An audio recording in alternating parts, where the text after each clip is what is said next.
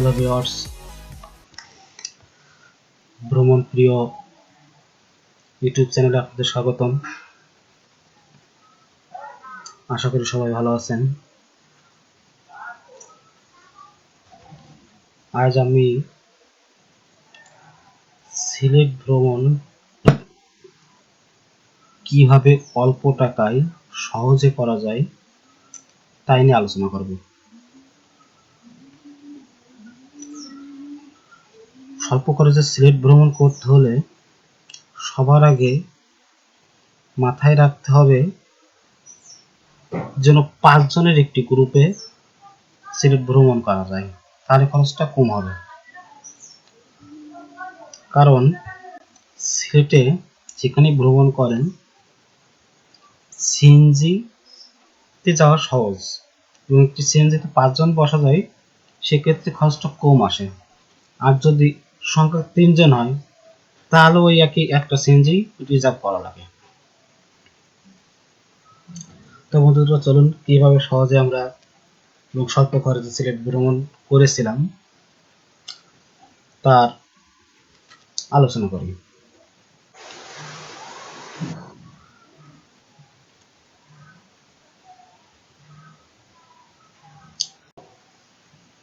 আমরা 5 বন্ধু ঢাকা থেকে সিলেটে বাসে না যেয়ে যাই ট্রেনে। রাত 8:30 ট্রেনে উঠলে ভোর 5টার সময় সিলেটে নামিয়ে দেই। আমরা সিলেটে যাওয়ার জন্য ট্রেনের টিকিট না কেটেই ট্রেনে উঠি। তার কারণটা একটু পরে বলবো।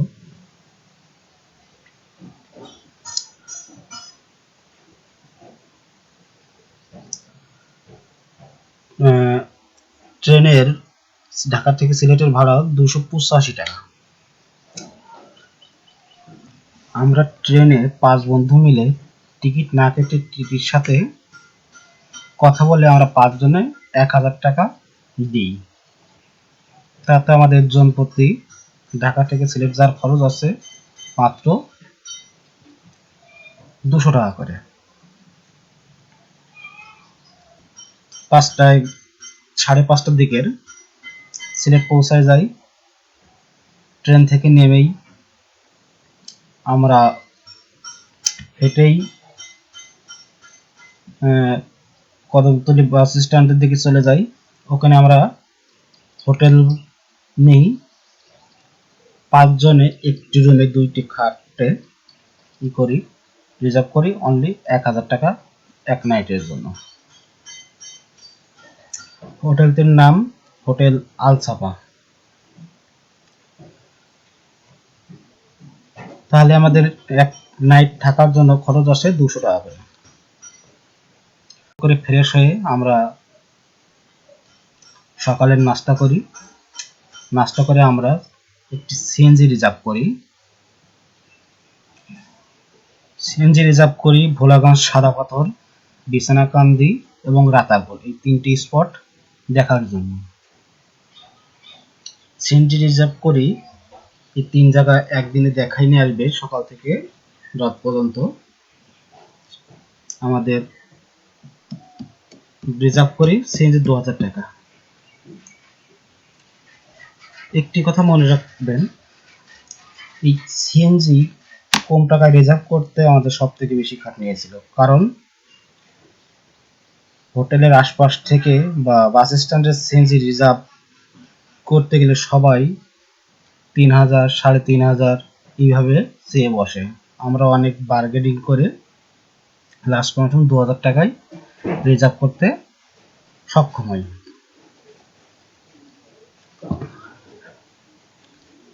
আমরা ওই সকালে প্রথমেই আমরা ভোলাগঞ্জ সাদা পাথরে চলে যাই। ভোলাগঞ্জ বাজারে নৌঘাটের ওখানে আমাদের সিএনজি দাঁড়াই। ওখান থেকে আমরা সিএনজি বোটে করে সাদা পাথরের ওখানে যাই। ওখান থেকে ঘুরে এবং সব থেকে সিলেটের যে কয়টা জায়গা দেখতে আমার ভালো লেগেছে তার ভিতরে ভোলাগঞ্জের এই সাদা পাথর, এবং এত সুন্দর স্বচ্ছ জল আমি এর আগে দেখি নাই। ওখানে গোসল করে ঘোরাঘুরি করে আমরা ওখান থেকে আবার বোটে করে ফিরে আসি। ভোলাগঞ্জ সাদা পাথর থেকে আমরা এবার চলে আসি বিছানাকান্দি। বিছানাকান্দি যাওয়ার জন্য আমাদের যে নৌকা করে যেতে হয় সেই নৌকা ঘাটে আমাদের নামা দিই। এই নৌকা ঘাটে আরেকটি এসে প্রবলেমে পড়ি যে সিন্ডিকেট। আমরা একটি নৌকায় 10 জন যাওয়া যায়, 10 জনের জন্য যে ভাড়া, 5 জন গেলেও সে একই ভাড়া।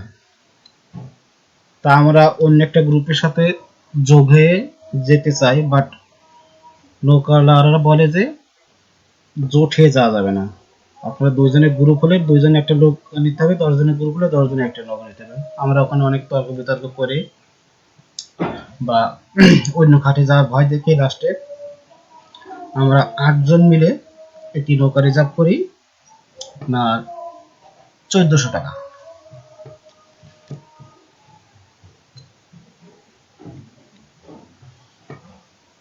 নৌকা করে বিছানাকান্দি যাই, যেহেতু ভোলাগঞ্জ সাদা পাথর দেখলে বিছানাকান্দি মনে ধরে না, বাট প্রথমে যদি বিছানাকান্দি যেতেন তাহলে বিছানাকান্দিটাও ভালো লাগে। বিছানাকান্দি অনেক ভালো, যেহেতু ভোলাগঞ্জ সাদা পাথর ওখানে আমরা ওখানে গোসল করেছিলাম, তাই বিছানাকান্দিতে গোসল করার চিন্তায় যায় নাই। ওখানে ঘুরে ফটো টটো নিয়ে ইন্ডিয়ান ওখানে যে মাল বিক্রি হয় কনজিউমার আইটেমগুলো কিছু কিনে আমরা আবার চলে আসি।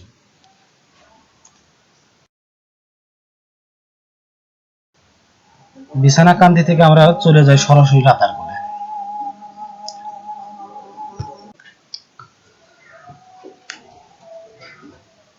নৌকা ভাড়া করে রাতারগুল ঘুরে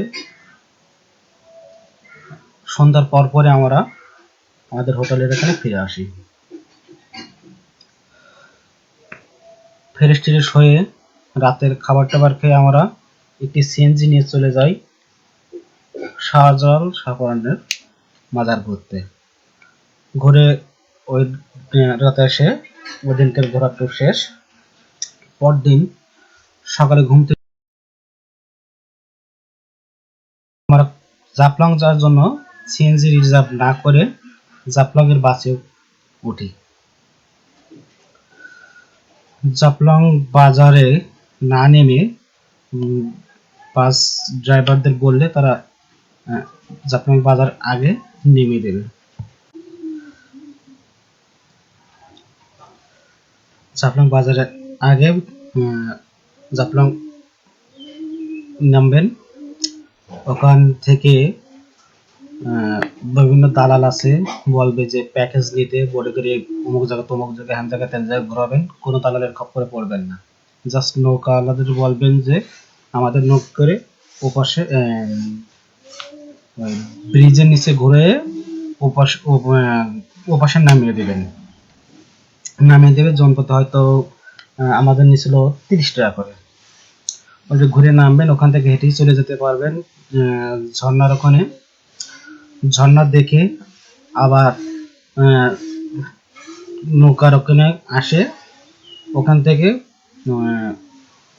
উপজাতিদের ওই পোল দেখতে যাওয়ার জন্য নৌকা পার হয়ে ও দেখবেন যে সিএনজি বা ইজি বাইক দাঁড়িয়ে আছে। ওদের ওই সিলেটের চা বাগান রাজবাড়ি পর্যন্ত চলে যাবেন। ঘুরে বলবেন যে জাফলং বাজারের ওই ঘাটে নামিয়ে দেবে, হয়তো ইজি বাইক ভাড়া নেবে আপনাদের 300 টাকা বা 200 টাকা, আমাদের নিয়েছিল 250 টাকা। ওটা ঘুরে নৌকা দিয়ে জাফলং বাজারে চলে আসবেন এবং বাজার থেকে বাসে করে কদমতলী বাস স্ট্যান্ড পর্যন্ত। অবশ্যই জাফলং এ যাওয়ার আগে হোটেল চেক আউট করে দেবেন, কেননা ওই দিন রাতেই বাসে ট্রেনে করে ঢাকায় আমরা রিটার্ন করেছিলাম, তাই চেক আউট করেই গেছিলাম। আশি গোসল করে আমরা খাবার খেয়ে ট্রেন স্টেশনে চলে আসি এবং ট্রেনেও আসার সময় একইভাবে ট্রেনের টিকিট না কেটে আমরা উঠি এবং এবার আমাদেরকে সিলেট থেকে ঢাকা আসার জন্য জনপথে 250 টাকা করে ট্রেনের ভাড়া দেওয়া লাগছিল।